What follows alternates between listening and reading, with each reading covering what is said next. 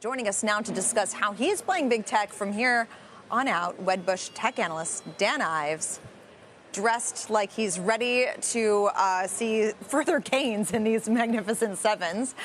Very cheerful outfit today. No, but in all seriousness, I mean, this crowding, some people take that as a read that, you know, there's just too much groupthink here, not enough fundamental analysis. It's a sign of potentially a signal to the bears that a downturn could be near. I mean, does any of that concern you at all? Look, and I think those are all the arguments that the bears are making. I think it just comes down to the growth. I mean, what I believe, and I think we'll see with Salesforce, I think we'll see with a lot of these off-quarter earnings, Palo Alto, of course. This is going to be a strong fundamental performance from tech, from software, from chips going in the second half of the year.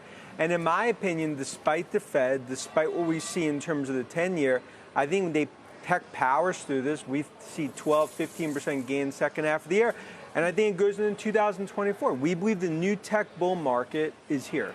And you got everything you wanted out of Nvidia. We sat here and talked about it for weeks. You came on. It was an incredible quarter, and then the stock did nothing. Is that a concern to you? Yeah, I think that was a knee-jerk, no doubt. And I think that definitely scared a lot of investors that I talked to, right? Like, if Nvidia, the godfather of AI, Jensen, puts up a quarter like that and the stock sells off, what is that telling you? But I believe we sit here 6-8 weeks from now, and that stock is much higher.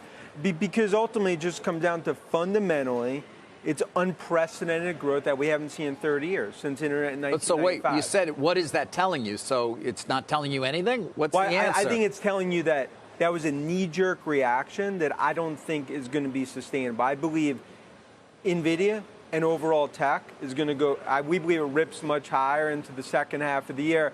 I view that pause that we saw post, sort of sell-off as more of a golden buying opportunity, not the time, in my opinion, to get out of this, because I believe this is just halftime of a Super Bowl type tech rally that we see going into the next 18, 24 months. Is there a name in the Magnificent Seven or Mega Cap 8 that you would underweight at this point?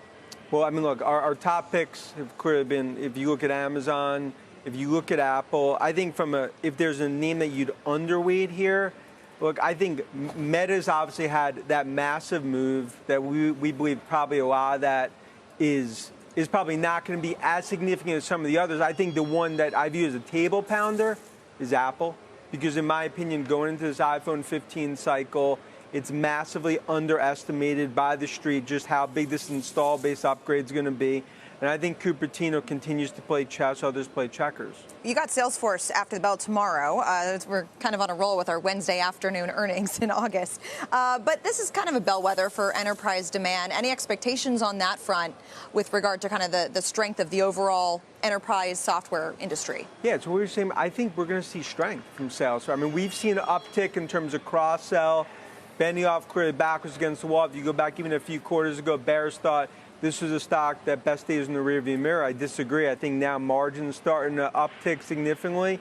And I think also when you look at AI, I think many investors are discounting the potential opportunity here for Benioff and Salesforce.